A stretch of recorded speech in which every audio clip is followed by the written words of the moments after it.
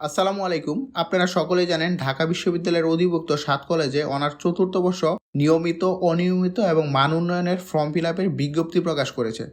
কিভাবে অনলাইনের মাধ্যমে ফর্ম ফিল আপ করবেন এবং টাকা জমা দিবেন, চলুন তা আজকে আপনাদের দেখাচ্ছি।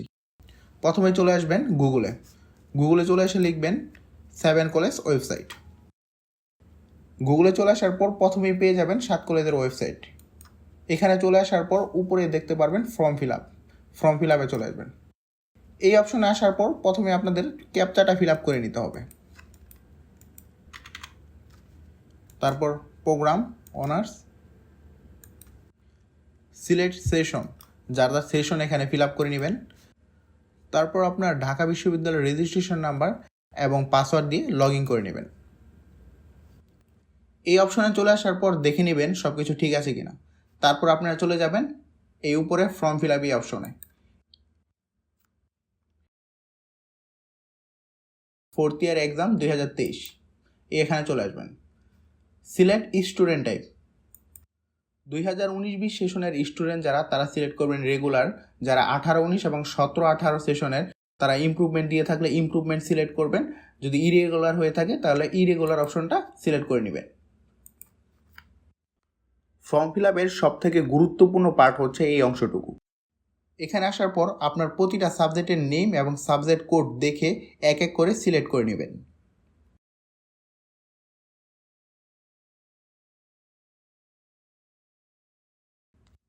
সবগুলো সাবজেক্ট সিলেক্ট করার পর দেন আপনি ক্যাপচা ফিল আপ করে নেবেন।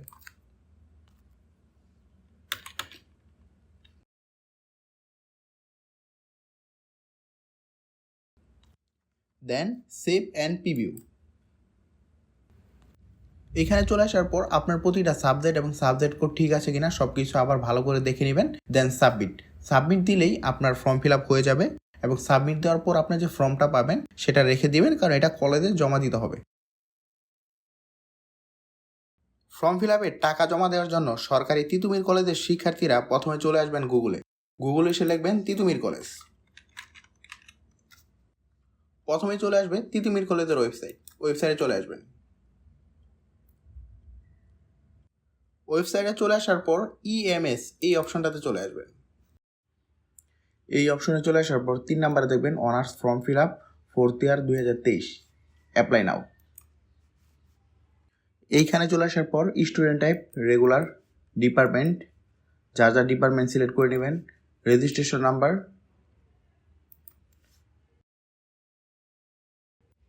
ক্লাস রুল হচ্ছে আপনার আইডি কার্ডে যে রোল নাম্বারটা দেওয়া আছে সেটা দিলেই হয়ে যাবে। পেমেন্ট মেথড আপনি বিকাশ, নগদ, ডিবিবিএল উপায় যে কোনো মাধ্যমে আপনি টাকা পরিশোধ করতে পারেন। আমি যেহেতু বিকাশে টাকা পরিশোধ করব তাই আমি বিকাশ সিলেক্ট করছি। ভেরিফাই। এইখানে চলে আসার পর আপনার নাম, আপনার বাবার নাম, আপনার ডিপার্টমেন্ট, রেজিস্ট্রেশন নাম্বার সব কিছু ভালো করে দেখে নিয়ে দেন সিলেক্ট অন, এখানে মাস্ট বি সিলেক্ট করে নেবেন। Select on, then next. এই অপশনে চলে আসার পর আবার ভালো করে চেক করে নেবেন আপনার সব কিছু ঠিক আছে কিনা, দেন সেভ। এই অপশনে চলে আসার পর প্রথমে আপনার বিকাশ নাম্বারটা দিয়ে নেবেন, বিকাশ পেমেন্ট, কনফার্ম। এখানে আপনার ভেরিফিকেশন কোডটা দিয়ে নিতে হবে,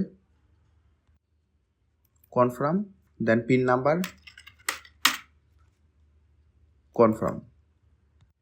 পেমেন্ট কমপ্লিট হয়ে যাওয়ার পর এরকম একটা ফর্ম পাবেন, ফর্মটা রেখে দিতে হবে কারণ এই ফর্মটা ডিপার্টমেন্টে জমা দিতে হবে।